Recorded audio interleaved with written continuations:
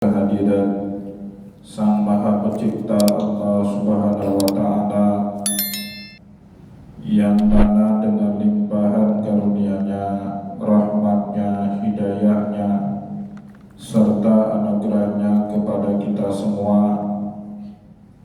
kita kembali masih diberi kesempatan, kesehatan, dan usia panjang oleh Allah untuk sama-sama dan senantiasa mengabdikan diri kita di jalannya dengan menjalankan segala perintahnya dan menjauhi semua larangannya. Salawat dan salam juga tidak pernah lupa pula kita haturkan kepada junjungan alam Nabi besar Muhammad sallallahu alaihi wasallam, di mana beliau telah bersabda dalam satu hadisnya, khairukum man ta'allamal Qur'ana wa 'allamah.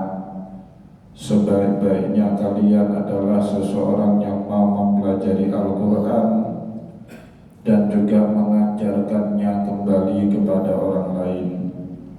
Bapak Ibu kaum muslimin dan muslimat jamaah sholat maghrib dan juga isya yang dimuliakan oleh Allah, mari pada kesempatan malam yang penuh dengan kemuliaan ini, sambil kembali kita niat iktikaf di rumah Allah, mari sama-sama kita kembali melanjutkan pengajian tafsir kita dengan kitab Tafsir Al-Quranil Azim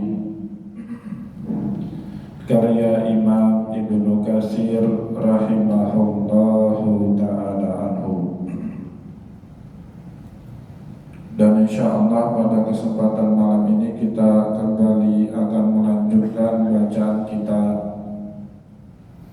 dengan tafsir surat Al-Baqarah ayat 185, di mana pada ayat tersebut Allah Subhanahu wa Ta'ala berfirman, syahrul Ramadan alladzi unzila fihi al-Qur'an hudan lin-nasi wa bayyinatin minal huda wal furqan faman syahida minkum asyhara falyasum wa man kana maridan aw ala safarin fa iddatun min ayyamin ukhra yuridullahu bikumul yusra wa la yuridu bikumul usra wa litukmilul iddata wa litukabbirullaha ala ma hadakum wa la'allakum tashkurun. Pada bulan Ramadan, Allah Subhanahu wa Ta'ala telah menurunkan kepada kita Al-Quran yang menjadi petunjuk bagi kita manusia dan juga penjelas dari berbagai petunjuk yang pernah Allah Subhanahu wa Ta'ala turunkan sebelumnya, dan juga berfungsi sebagai pembeda antara yang hak dan yang batil. Barang siapa di antara kita yang melihat hilal di awal bulan suci Ramadan, maka hendaknya dia esok harinya berpuasa. Dan bagi barang siapa saja yang dalam keadaan sakit atau melakukan sebuah perjalanan jauh, dibolehkan untuk menggantikan puasa yang ia tinggalkan pada hari-hari yang lain.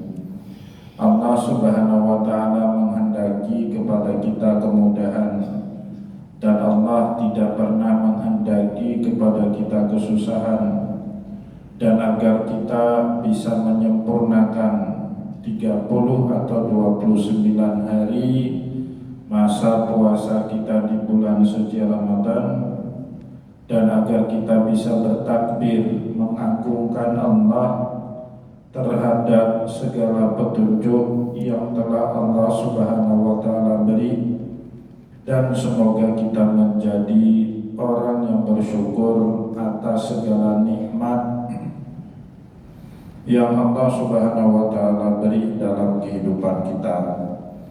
Bapak Ibu kaum muslimin dan muslimat jamaah pengajian yang dimuliakan oleh Allah, Allah, setelah pada pertemuan yang lalu kita menjelaskan mengapa Allah Subhanahu wa Ta'ala mengistimewakan bulan suci Ramadan dari 11 bulan yang lain.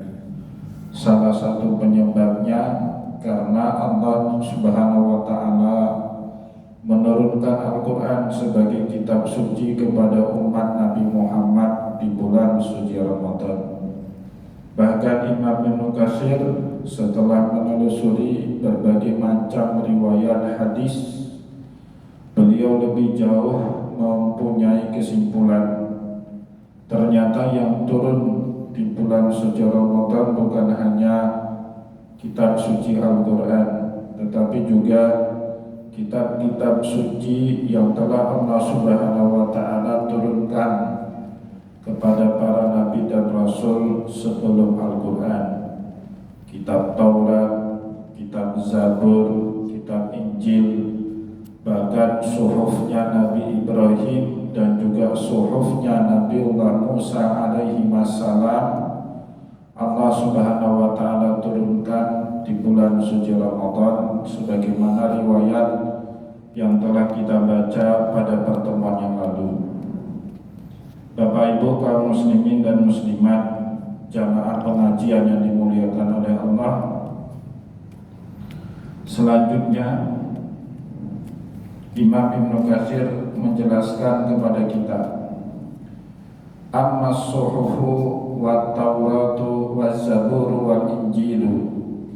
Adapun suhuf, Allah menurunkan banyak suhuf kepada para nabi, tapi secara khusus yang ia sebut dua suhuf, suhufnya Nabiullah Ibrahim dan suhufnya Nabiullah Musa.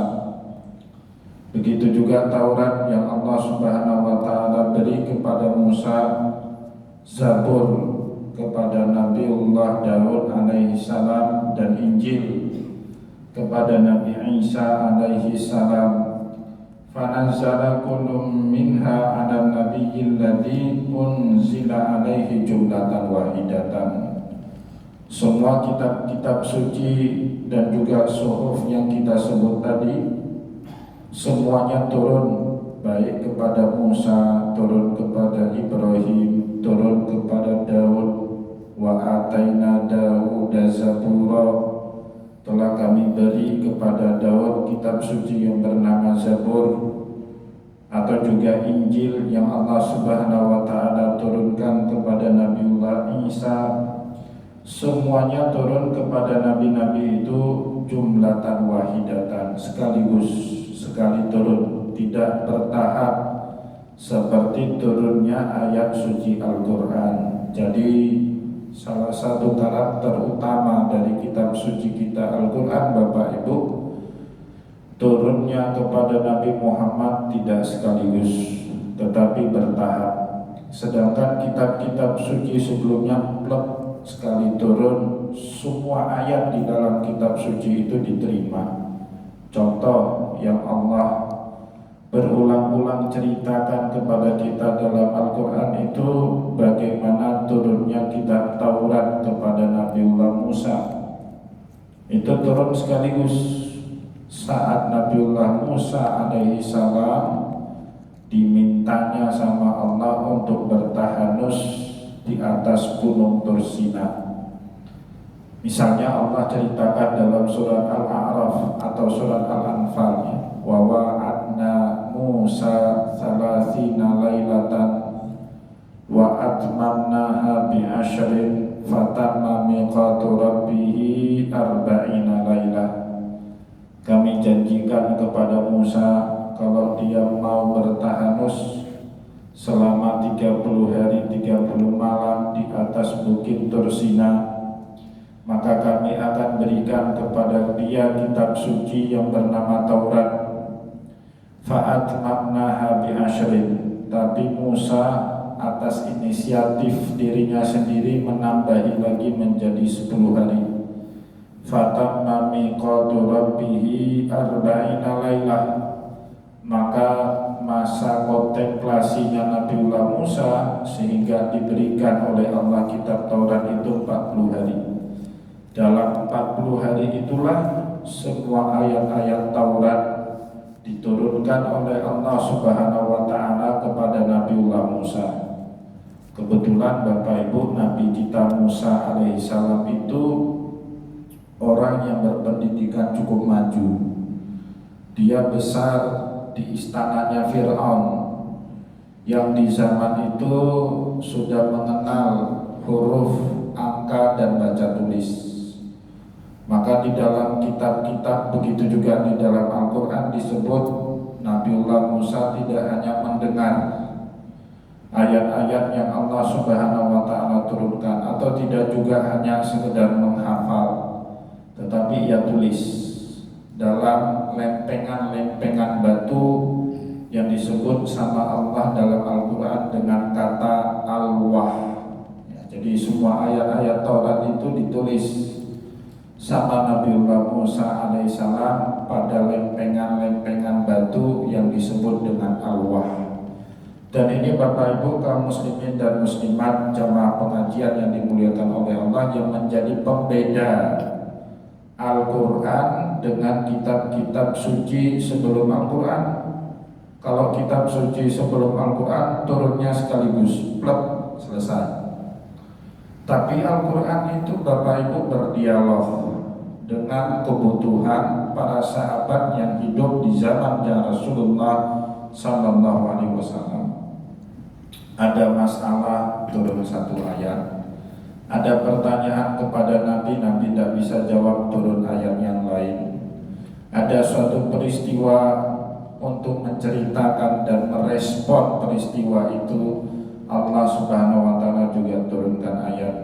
Atau Allah sangat sering di dalam Al-Quran mengkhabarkan kepada umat Islam dan juga Nabi Muhammad tentang satu peristiwa yang akan terjadi di masa depan sebagai bisyarah, sebagai berita gembira kepada kaum muslimin untuk terus semangat berjuang. Seperti cerita penaklukan bangsa Romawi, Allah Subhanahu wa taala turunkan ayatnya pada saat perang Khandaq.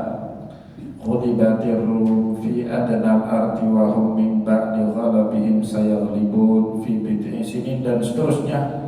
Itu Allah Subhanahu wa taala turunkan sebagai bisyarah, berita gembira, agar kaum muslimin tidak patah semangat dalam menghadapi tekanan yang luar biasa yang dilakukan oleh berbagai pasukan sekutu Arab. Bapak Ibu yang dimuliakan oleh Allah, ini yang membuat Al-Quran itu bisa diajak dialog, karena dia turun dalam satu konteks peristiwa, beda dengan kitab Taurat, beda dengan kitab Injil, dan juga beda dengan kitab Zabur. Ya, maka sebab itu Bapak Ibu, ulumul Quran, ilmu-ilmu yang berkaitan dengan Al-Quran itu banyaknya minta ampun. Imam As-Suyuti misalnya di dalam kitab Al-Itqannya, dia mencatat Bapak Ibu, ada setidaknya 120 cabang ilmu yang berkaitan dengan Al-Quran.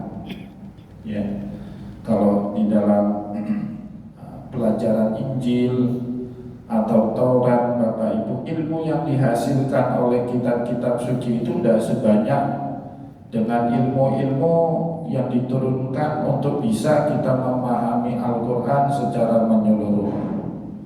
Bapak Ibu tidak bisa pahami Al-Quran sebelum kita mengetahui, misalnya yang pertama, ulumul hadis. Tidak mungkin kita bisa pahami Al-Quran kalau tidak mengetahui ilmu hadis, bagaimana kedudukan hadis kepada Al-Quran.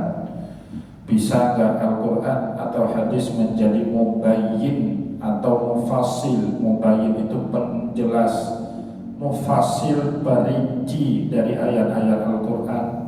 Atau boleh nggak hadis Nabi itu bertugas menasakh ketentuan-ketentuan yang Allah Subhanahu wa taala turunkan di dalam Al-Quran? Belum lagi ngomong tentang ilmu nahwu dan sharaf.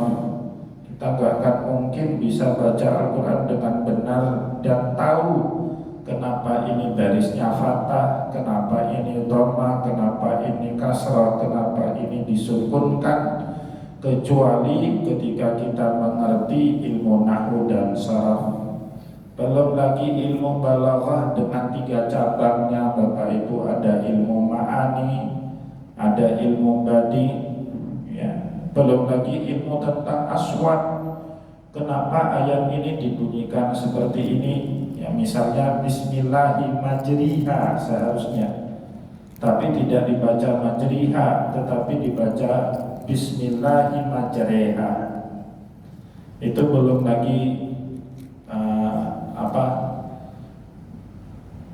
ada namanya di dalam Al-Quran, saya lupa itu, ya, ilmu aswat, pengubahan dari yang seharusnya dibaca seperti ini menjadi tidak dibaca seperti itu ada rumus-rumusnya semua di dalam Al-Quran. Belum lagi berbicara tentang wakafnya dan ilmu-ilmu yang banyak sekali. Itu sebabnya kenapa? Salah satunya karena Al-Quran berdialog dengan kebutuhan umat manusia. Setiap kali manusia membutuhkan jawaban, lalu kemudian Allah Subhanahu wa Ta'ala menurunkan ayat untuk merespon keinginan tauan manusia terhadap jawaban Allah.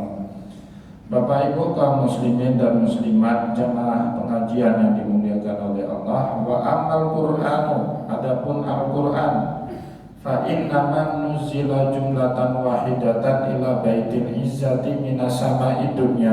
Sedangkan Al-Qur'an itu turun satu kali jumlah atau sekaligus keseluruhan ayatnya ila baitil izzati minas sama'i dunya, dari Baitul Izzah. Baitul Izzah itu suatu tempat di mana kalamullah Subhanahu wa Ta'ala itu berasal ila sama'i dunya, ke langit dunia itu juga di bulan suci Ramadan. Jadi Al-Quran itu Bapak Ibu, sebagaimana mungkin sempat kita jelaskan pada pertemuan yang lalu, turun kepada Rasulullah SAW dalam 2 tahapan besarnya.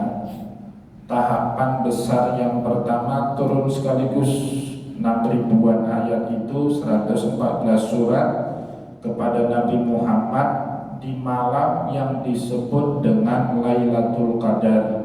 Kita pun tidak tahu itu kapan tanggal pastinya. Yang jelas Allah Subhanahu wa Ta'ala sebut malam itu dengan Lailatul Qadar. Inna anzalnahu fi Lailatul Qadar. Paling Bapak Ibu yang disebut tanda-tandanya sama Rasulullah, Lailatul Qadar itu adanya fil ashril awakhiri min Ramadan. Turunnya itu di akhir atau 10 malam terakhir dari bulan suci Ramadan. Kapan tanggalnya tidak ada yang bisa mengetahui.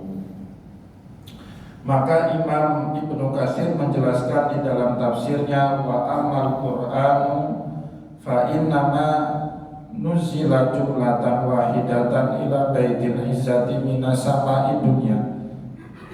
Al-Quran sama dengan kitab-kitab suci sebelumnya dalam hal turun sekaligus, dan itu turunnya dari Baitul Izzah ke langitnya dunia, bukan dari langitnya dunia ke bumi, itu nanti, ya.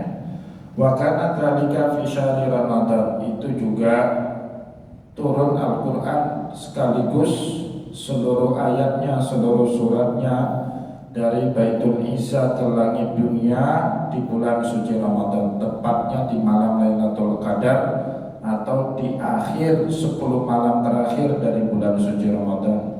Fi Lailatul Qadri minhu, inilah yang disebut dengan malam Lailatul Qadar sama Allah di dalam surat Al-Qadar ayat 1. Karena qala ta'ala, sebagaimana firman-Nya Allah, inna anzalnahu fi Lailatul Qadar, atau firman Allah juga dalam surat Ad-Dukhan. Jadi ada 2 ayat pada Al-Quran yang menjelaskan Al-Quran itu juga mengalami turun ayatnya sekaligus, seperti kitab-kitab suci sebelum Nabi Muhammad. Dan itu turunnya Al-Quran dari Baitul Izzah ke langitnya dunia yang terjadi di malam Lailatul Qadar menurut surat Al-Qadar ayat yang pertama. Yang kedua menurut surat Ad-Dukhan ayat yang ketiga, inna anzalnahu fi lailatin mubarakah. Telah sesungguhnya kami telah menurunkannya Al-Quran di suatu malam yang penuh dengan keberkahan, atau juga yang kita sebut dengan Lailatul Qadar. Nah, Bapak Ibu kaum muslimin dan muslimat jamaah pengajian yang dimuliakan oleh Allah, ini menjawab keraguan-raguan sebagian ahlul kitab. Bapak Ibu nanti baca dialognya orang ahlul kitab yang meragukan Al-Quran itu turun dari Allah kepada Muhammad. Karena ahlul kitab ini orang yang paling ngerti dengan kitab-kitab suci sebelum Al-Quran. Mereka paham Taurat, mereka paham Zabur, dan juga mereka paham perjanjian baru atau Injil. Semua kitab-kitab suci itu turunnya sekaligus kepada para nabi. Tapi Al-Quran turunnya diangsur sama Allah ayat per ayatnya. Maka Allah Subhanahu wa Ta'ala menceritakan keraguannya ahlul kitab itu pada surat Al-Furqan ayat 33. Wa qala alladziina kafaru laula nuzila 'alaihil Qur'anu jumlatan wahidah. Berkata orang-orang kafir terutama dari kalangan ahlul kitab, laula nuzila 'alaihil Qur'anu jumlatan wahidah. Kenapa Al-Qur'an itu tidak diturunkan sekaligus? Sekali turun semua ayat-ayat atau surat-suratnya sebagaimana Allah lakukan itu pada kitab-kitab Taurat, Zabur, dan Injil. Tapi kenapa ini ayatnya diangsur? Nah, sebab itulah Allah kemudian menjelaskan Al-Quran juga mengalami satu fase turun yang sama sebagaimana yang dialami oleh kitab-kitab suci sebelumnya, turun sekaligus. Dan itu Allah lakukan pada malam Lailatul Qadar menurut surat Al-Qadar ayat pertama, inna anzalnahu fi lailatul qadar, atau pada malam yang penuh dengan keberkahan menurut Allah dalam surat Ad-Dukhan ayat ketiga, inna anzalnahu fi lailatin mubarakah.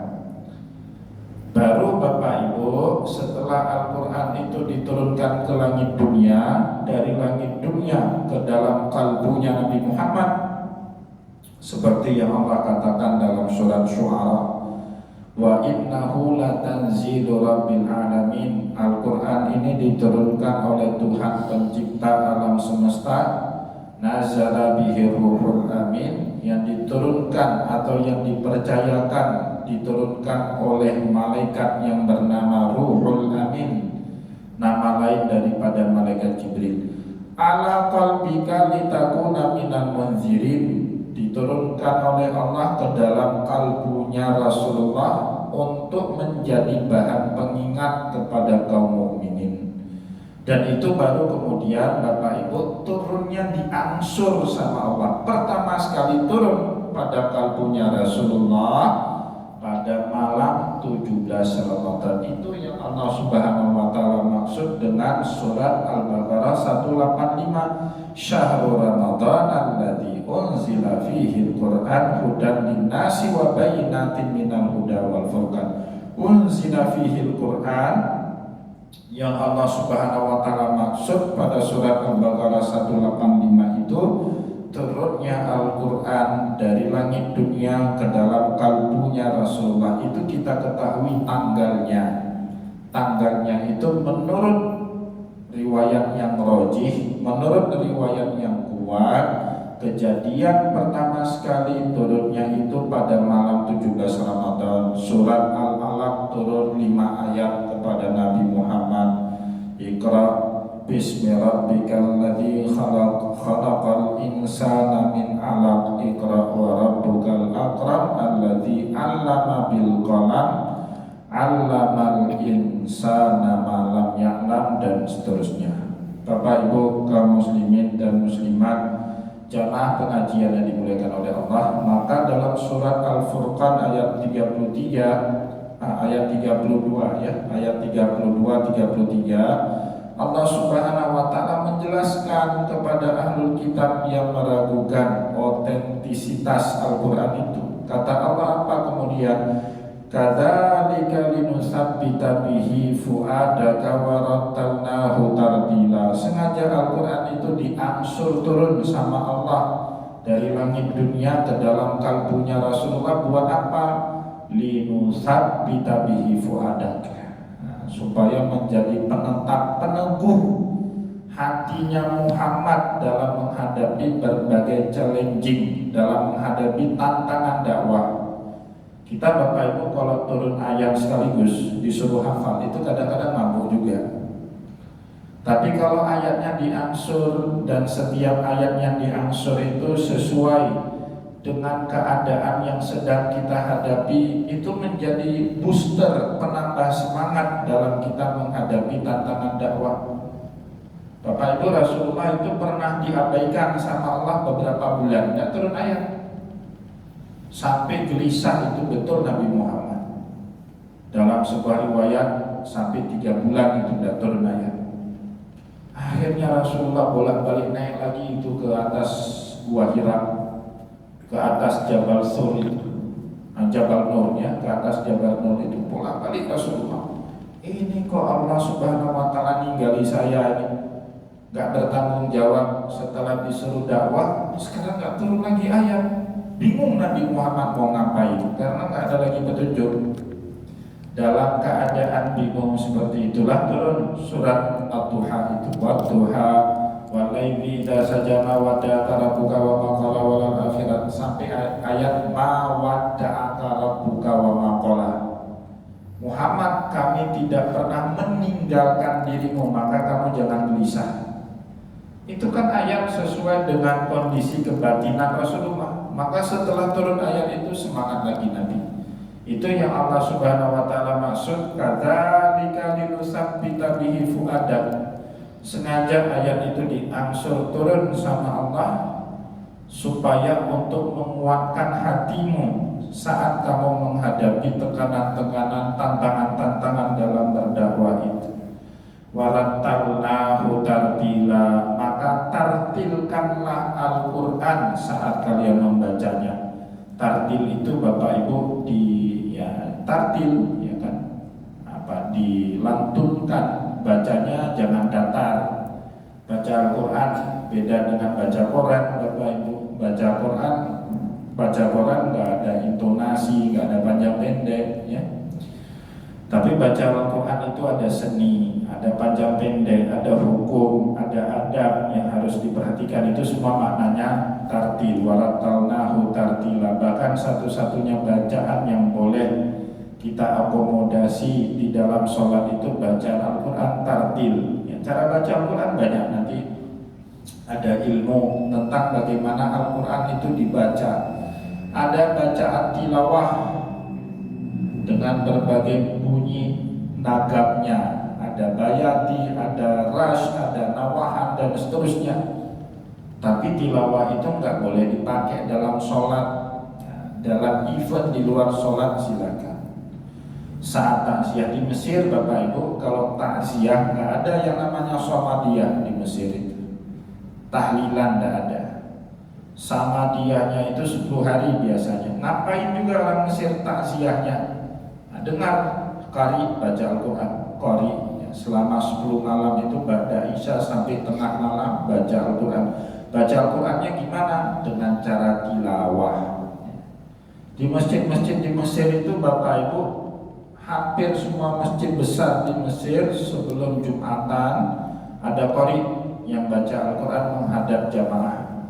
Bukan kaset diputar, tapi qari duduk di atas kursi seperti saya ini, tapi kursinya besar, lebar, dia bisa duduk bersila, pakai mikrofon menghadap ke jamaah, dia ngaji Al-Quran, ngaji. Jadi orang sebelum datang Jumat dengar dulu bacaan Al-Quran. Nah, itu tradisinya di sana. Baca Al-Qurannya dengan apa? Dengan nagam tilawah. Boleh di luar sholat ya. Atau bagi para penghafal Al-Quran Bapak Ibu butuh bacaan cepat yang kadang-kadang tidak mengindahkan Ya, hukum-hukum bacaan dalam ilmu tajwid, ya panjang pendeknya dikurangi supaya cepat bacaannya. Ya, yang penting mereka bisa menggunakan bacaan itu secepat mungkin untuk memudahkan mereka mengulang hafalan. Itu namanya hadar. Boleh ya bagi para penghafal Al-Quran, ya, dan hanya boleh di luar sholat. Di dalam sholat tidak diizinkan itu Bapak Ibu. Satu-satunya bacaan yang diizinkan untuk kita gunakan dalam sholat ya bacaan tartil seperti tadi Imam Maghrib kita baca, itu namanya tartil. Kenapa? Karena Allah bilang sendiri dalam Al-Quran, warattalnahu tartila, dan tartilkanlah bacaan Al-Quran kalian, terutama pada saat kalian menunaikan ibadah sholat. Bapak Ibu kaum muslimin dan muslimat, jamaah pengajian yang dimuliakan oleh Allah, sedikit lagi kita sambung. Summa nazala ba'da dzalika mufarriqan bihasbil waqa'i ala Rasulillah sallallahu alaihi wasallam. Setelah Al-Quran itu turun sekaligus dari Baitul Izza ila sama'id dunya pada malam yang disebut sama Allah dengan malam Lailatul Qadar, atau juga disebut dengan Lailatul Mubarakah dalam surat Ad-Dukhan ayat 3. Baru kemudian Al-Quran itu diturunkan berangsur sama Allah kepadanya Rasulullah bihasbil waqa'i, sesuai dengan peristiwa dan tantangan dakwah yang dihadapi sama Nabi. Hakadha rawa min ghairi wajhin. Begitulah yang bisa kita temukan dari berbagai macam riwayat di dalam hadis-hadisnya Rasulullah sallallahu alaihi wasallam. Jadi Bapak Ibu jangan bingung lagi. Ini sekali Allah bilang Al-Quran turunnya malam Lailatul Qadar, sekali lagi Allah bilang turunnya Al-Quran 17 Ramadan. Yang mana yang betul? Semuanya betul. Cuma cara kita pahami yang harus dibenarkan, ya. Karena Al-Quran itu turunnya kepada Rasulullah melalui dua tahapan. Turun sekaligus dari Baitul Izzah ke langit dunia, dan itu terjadi di malam Lailatul Qadar atau Lailatul Mubarakah.